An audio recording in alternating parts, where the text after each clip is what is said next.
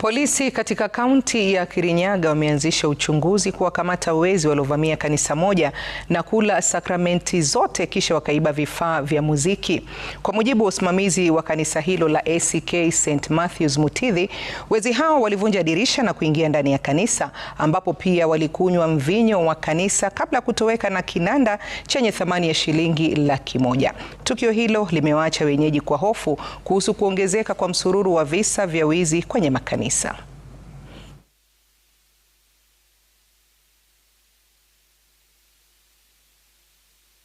Waliingia kwa hii kanisa yetu, wakuja wakakuvunja dirisha na wakuja wakaimba piano, ingia mpaka kwa water table, kwa madhehebu, wakakuta kuna dibai ilikuwa imebakia, church wine, alafu na wakakunywa yote na wakakula sakramenti ya kanisa, halafu wakaenda.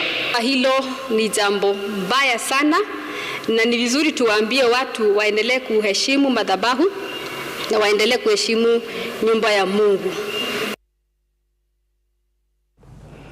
Naam, kweli hakuna aliye salama iwapo nyumba za ibada pia zitakuwa zinavamiwa. Ni kuomba Mungu tu aweze kutulinda sote. Tukiendelea na mengine ni kwamba wakazi wa kijiji